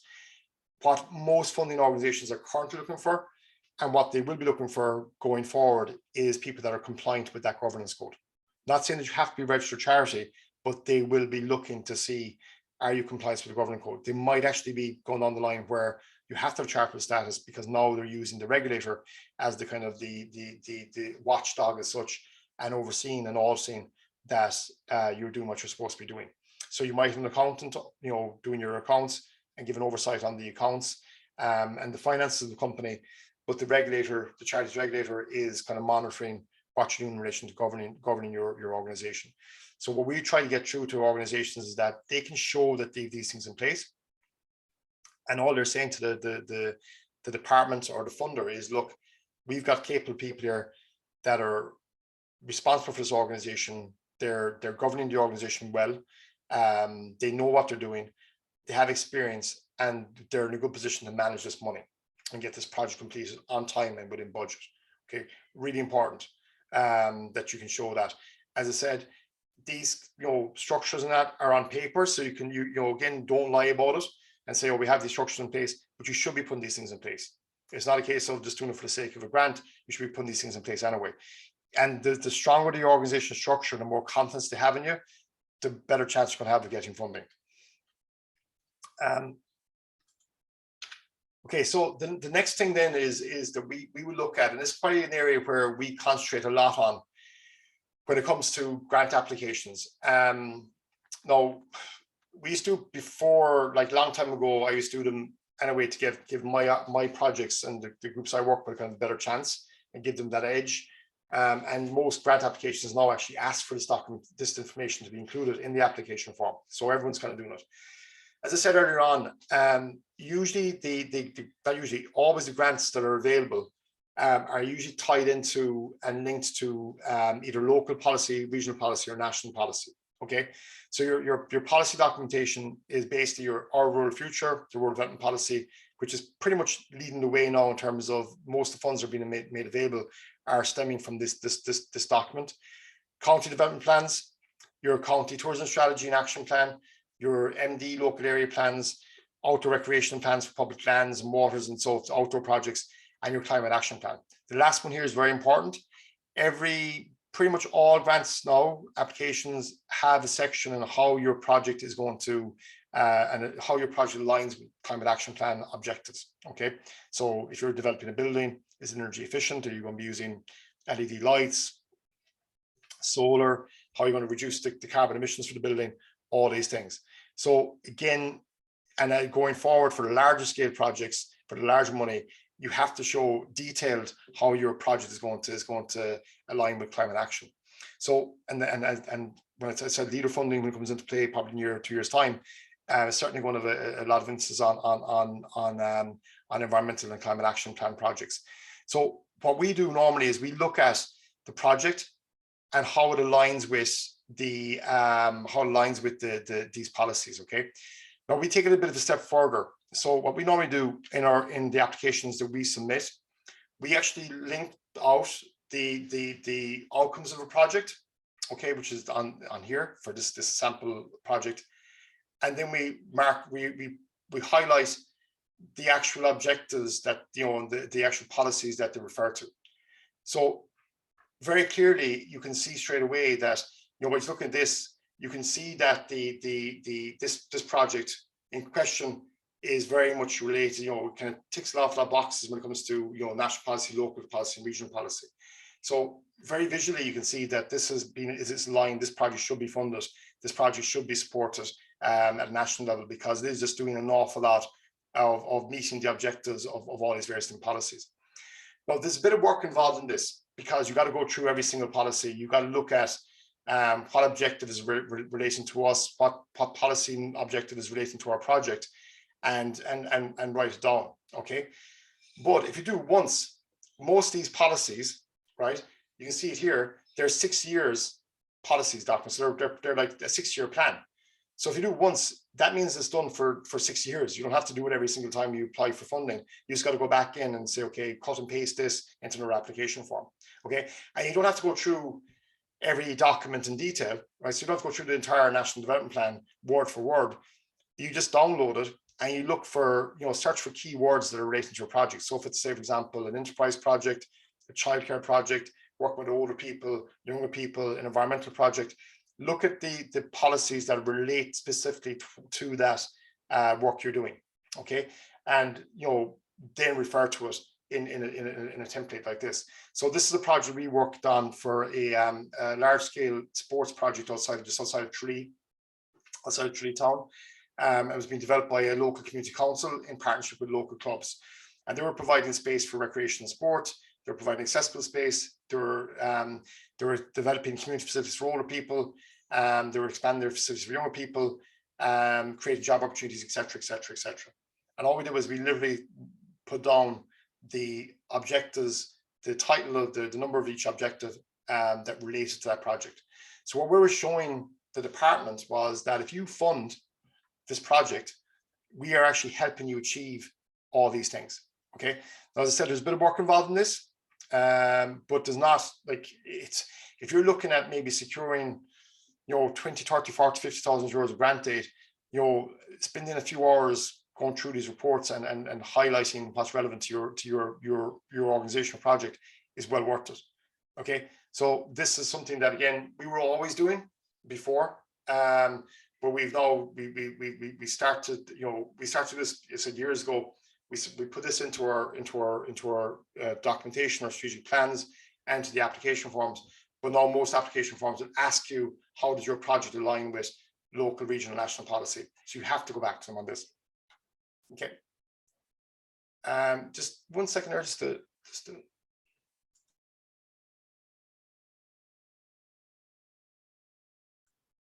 okay, can you hear me there? Yeah. So the matching funds then. So in relation to matching funding, again, it will state clearly on the application form what the matching fund requirements are. Okay, they will look at what, they'll tell you what percentage of funds are required and the cash matching funding requirements. So as I said earlier on, they normally would look for maybe 5% of the match fund has to be cash. So what you have to have in place at the time of the application form being submitted is proof of that matching funds. So that would be your bank statement. If it's a loan, a letter from the bank manager saying that, oh yeah, I have to look for a loan, we'll have no problem giving the loan. It has to be a loan that's actually approved in principle. And normally it's approved in principle subject to the grant being made available. That's okay, that's satisfactory. But you can't just submit saying, oh, we're going to apply for a loan and hope for the best. It has to be in place in principle, at least at the date of the application. So that'd be a bank loan from a commercial bank, a loan from a credit union, or a loan from a social bank like Tancrede or Community Finance Ireland. One thing that does catch people out, you might have a number of different accounts in your organization, and those accounts might be named different. You know, this might be like a development account or a building account or current account or whatever it might be, right? Or fundraising account. Make sure that the name of the account that's on the account is the same as the name on the application. Okay. This causes problems for a lot of groups because they might have like a trading name. So they might have a company name, right? And then they might have a trading name under that. Or they might have an account under a separate name. Just be careful with it, or they might have a number of different kind of structures within the organization. So we had a problem situation there a number of years ago where a community centre that we worked with was applying for sports capital funding. But they two structures within their organization. There's a company that was running the community centre, let's say, and then they had a project within the community centre that was operating as a separate company. Now there were similar directors. Both companies were operating under one building. One company owned the property, the other company was running the project. The company that was applying for the grant was the company that owned the property. They owned the actual building. The account that they showed, the money in the account that was fundraising, was a company that was going to be providing the service. Okay, so what happened was when they applied, they looked at the bank statement, saw a company name, which was very similar to the other company, but it didn't match the applicant group's name, so it was turned down. Okay, so just be careful with that. It happens a lot with organizations. Make sure your bank statements, if you look for 3 months bank statements, they're up to date. Some people, again, they submit the wrong statements, they're out of date. But the key thing when it comes to loans, that loan has to be approved in principle with the details of the loan, the repayments, and the interest rate, okay? If it's in-kind contributions you're putting in, and if they're allowed,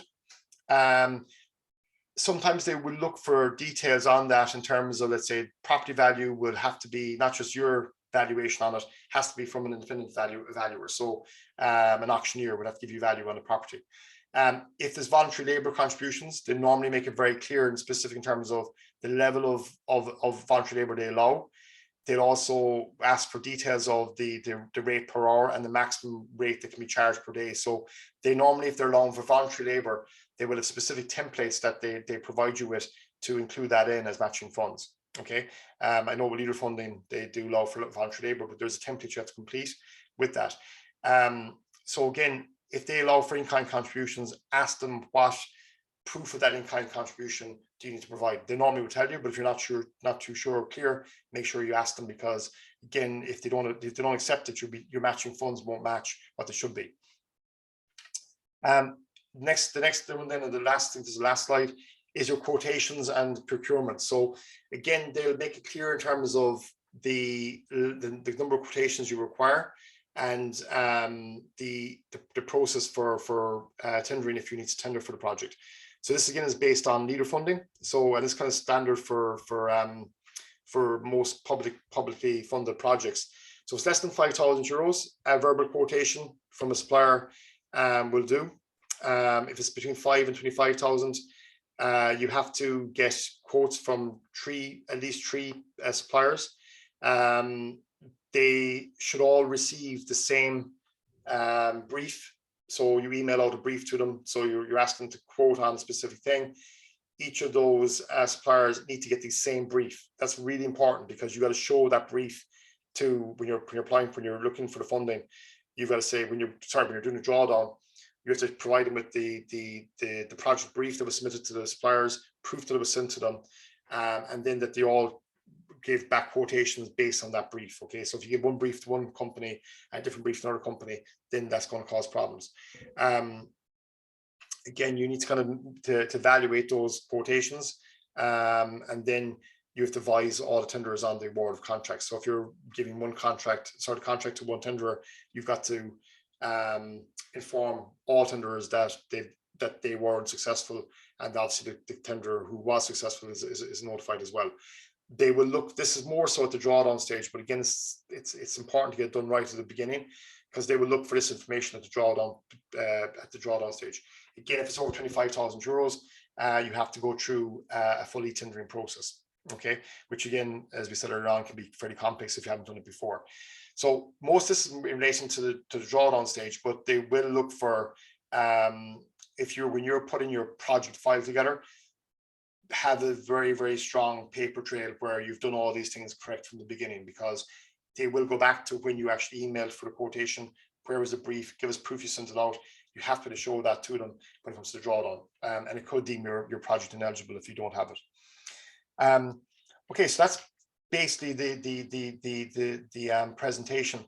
Just, I suppose, to wrap up on that before I open up the floor to questions, the most important thing that you can do and get from this evening is to look at creating a file, a paper file in a binder, old-fashioned file is fine, but you need to create a digital file on, shared drive somewhere, so anyone can access it. Anyone within your organization that's got permission to access it can access it. And on that file, you need to keep your constitution, your annual accounts, your annual reports, planning details, any paperwork that's going to be relevant to application forms going forward, which basically means that if you have a situation where you are looking to apply for a grant aid, you know where everything is, where everything's filed, and you can just basically click on it, copy it, save it to the portal, or download it to the portal. What catches an awful lot of groups out is that they don't have ready access to information when they need it, and that delays them. You have a situation in where maybe one person has access to it, they know where the file is held, it's on a USB stick or on their laptop at home, and they're on holidays for 2 weeks and their deadline is Friday. That causes problems. Now you've missed the boat because only one person has access to that information. You should have everything shared on a shared drive so you can access it anywhere. And it doesn't matter if someone's gone, or the laptop is stolen, or their USB stick is stolen, or whatever, or if they don't have that keys to get into the office, that this information is available. Okay. You also have to get permission to access those files to people, not just one person, but a number of people on the committee that can access those files and know where they are. Okay. So I'm going to show you just real quick. Just bear with me for 2 seconds here till I show you a sample project file. Let's see.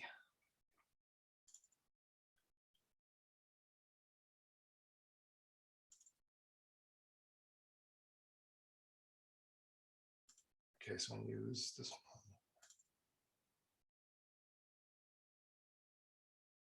Okay, so I'm just going to share the screen here again, just for 1 second. Okay, can everyone see that? Yep.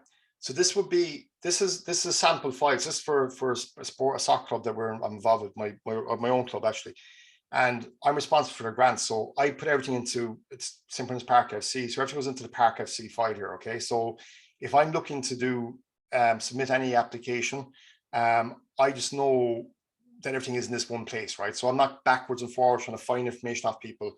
I gather all this information well ahead of time, and I put it in one folder like this. Okay, so this was a sports capital. So this is sports capital application. This was a documentation that would have been submitted with the sports capital application. So if I need to go back and see what was submitted, what the information was on the file, I have all this information available to me very, very quickly. Okay, this is information on planning, so that is relevant to all the applications. So the point I'm making is that very, very simply, any project I'm working on, I'll have a file like this. So you can see all the projects that are there, current projects lined up. That just shows, I know where everything is. Now, that's me working on multiple projects. If you got one organization, it's a lot easier for you because you got all the information in for one organization. Okay, but the time that's saved by having everything ready to go is phenomenal, because you don't have to worry about, okay, I don't know what this is or that is. Okay, what I also would recommend you do is to look at a generic application. So if you're applying for a fund, or if you're not applying for a fund, put an application together anyway. Okay, because most application forms are I would say probably 60% of the application forms are just generic information about your organization that will be the same for every application. Okay, so we won't have to rewrite them every single time. You're literally cutting and pasting. Okay, we'll be talking about next week in terms of writing the application form. So I'll be going through that in a bit more detail in terms of how that's done. But again, it's just having your standard documentation that's going to be looked for from everyone, having that readily available. Okay, it sounds easy and it sounds very straightforward, but if you've got a number of volunteers and no one knows who's responsible for what, or your accountant has some information or solicitor some information, you can't remember where you filed away the forms, the quotation came in by post, and God knows who has those. It doesn't mean that you can't get them, but it does mean it's going to delay things. And the problem is most people don't realize until literally the last minute that they don't have these things, and then that stops them applying for funding.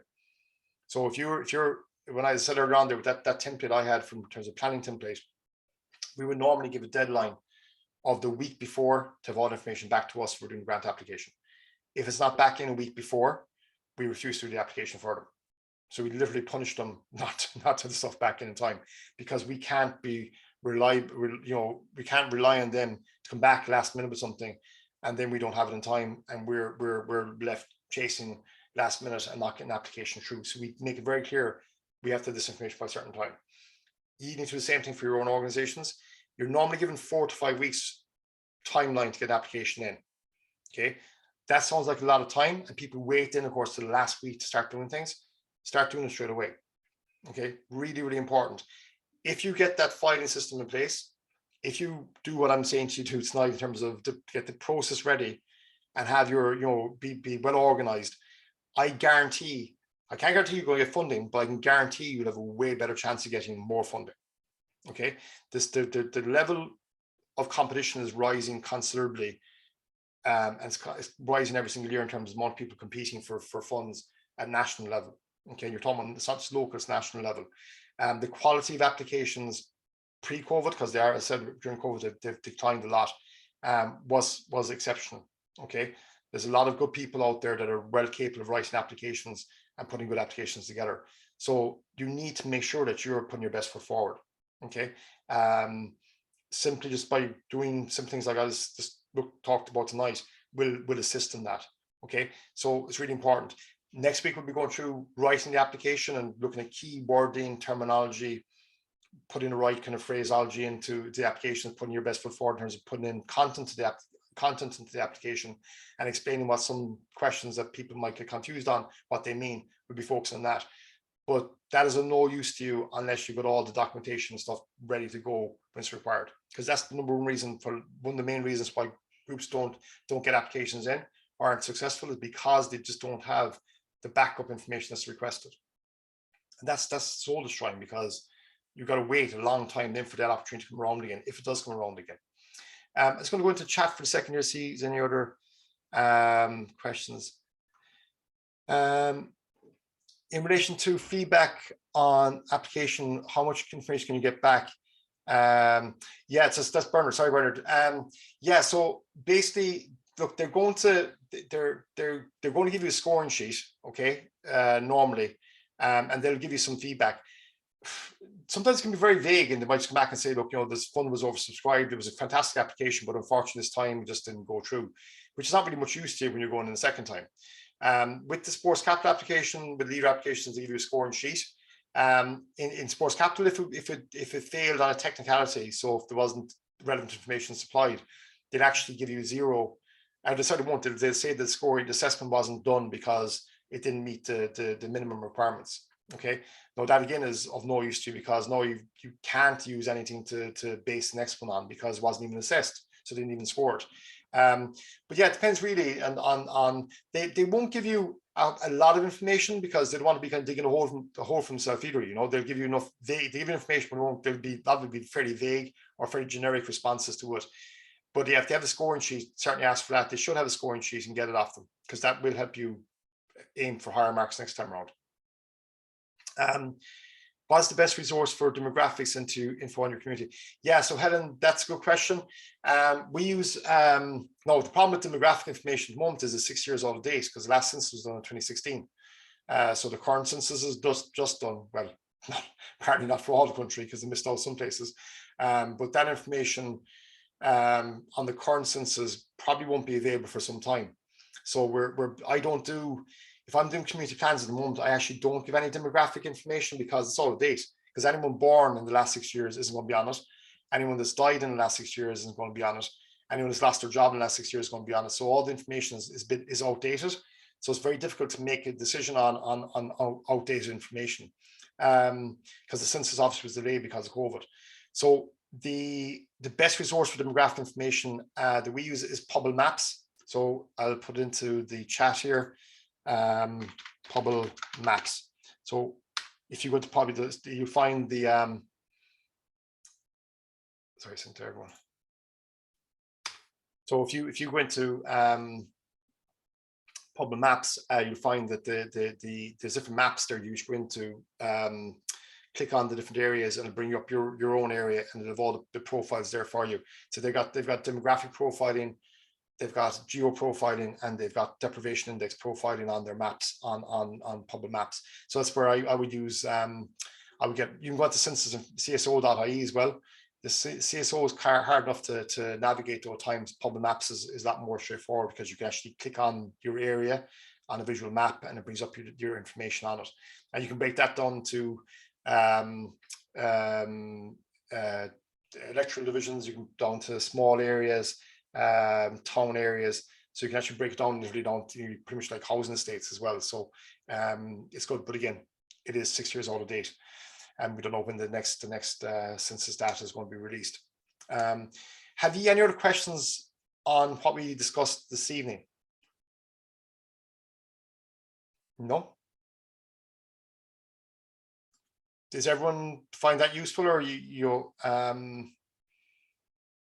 a lot to take in?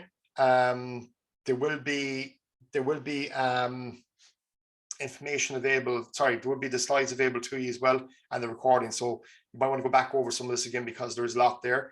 It is probably one of the more important workshops that we do, because it just kind of gives everyone an opportunity to kind of level the playing field. So you have very professional applications, you've got very bad applications, because people just aren't informed and they don't know what to do. This will help you along the way with it. As I said, next Monday night we'll be going through the application process in terms of the writing of the application, which is important as well. And then the following Monday night, I think it is, we're doing the workshop on fundraising strategy, which covers everything from all your types of fundraising, online fundraising, sponsorship, the whole lot.